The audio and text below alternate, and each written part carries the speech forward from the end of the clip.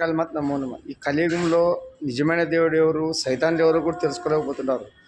సైతాన్ దేవుడు ఎవరు, నిజంగా భగవంతుడు జ్ఞానం అంటే ఏమో అన్నీ తెలిపేటేమో కూడా దగ్గరికి వస్తుంది. మనం ఒకటే చెప్తాం రా నాయన, బ్రహ్మ అంటే బ్రహ్మ సరస్వతి జ్ఞానం సంబంధించింది. జ్ఞానంతో మనం వాళ్ళని కొలుసుకుంటున్నాము.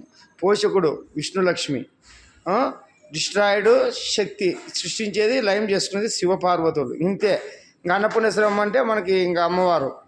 ఈరోజు మనమంతా ఇంత అన్నం తిని బాగా శక్తితో వెలుగుతున్నామంటే ఆ భద్రకాళి మాతే ఇంకా అమ్మవారు. రక్షణతో దుష్ట శిక్షణ శిష్య రక్షణ చేయడానికి అమ్మవారు.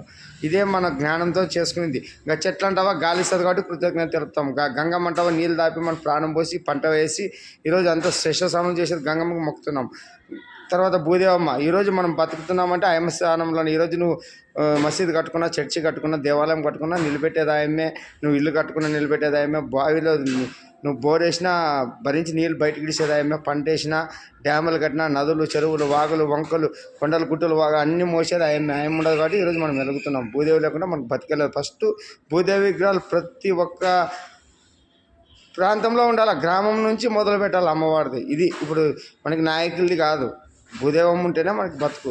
ఈరోజు మనం కొలిసే దైవాలు భూదేవి దయతోనే ఉండారు అన్నీ. అందుకే భూదేవి మన లాస్ట్కి చనిపోతే కూడా తన గర్భంలో కలుపుకుంటుంది. అర్థం చేసుకోండి. సూర్యచంద్రులు కూడా బతికేలేదు. సూర్యచంద్రుల నుంచి వెలుగుతున్నాము. ఇంకా వాయుదేవుడు, అగ్నిదేవుడు. అగ్నిదేవుడి నుంచి ఈరోజు మనం తినే పదార్థాలన్నీ అగ్నిదేవుడితో చేసుకుంటాం. అందుకే నాయన పంచభూతాల నుంచి మనం వెలుగుతున్నాం. మనకి ముఖ్యం వాళ్ళే. ఈరోజు ఈ నియమాలన్నీ సనాతన ధర్మంలో ఉంటాయి కాబట్టి మనం చేసేది ఏమన్నా తప్ప, కృతజ్ఞత తెలిపేది తప్ప. ఒకే దేవుడు అంటే ఏముండదు. ఇప్పుడు సంసారంలో తండ్రి ఒకటి ఏం చేయగలడు, తల్లిదండ్రులు భార్యాభర్తలు కలిస్తేనే జీవితము, సంతానము, వంశపారంపర్యం వస్తుంది. అట్లా భగవంతుడు సృష్టికర్త ఓన్లీ యూనివర్సల్. ఒక్క ఆయనే ఉంటాడు. ఆయన యూనివర్సల్. ఇవంతా సృష్టి ఆయన నడిపించే జగన్నాటకం. ఆలోచించండి. సైతాన్లు ఎవరు? మటను మాంసం తినే దేవతల్ని సైతాన్లు అంటారు. మరి దేవుళ్ళు అంటే ఇక బచ్చాలు అన్నంతో చేసుకునే వాళ్ళనే దేవుళ్ళు అంటారు. శాంతితో కామక్రోధాలు తిండి ఉంటుంది చూడు, అది మామూలు సాధు జంతువుల్లాగా మనం ఎట్లా తింటున్నాం చూడు. జంతువులు తిండి లేకుండా తినేదే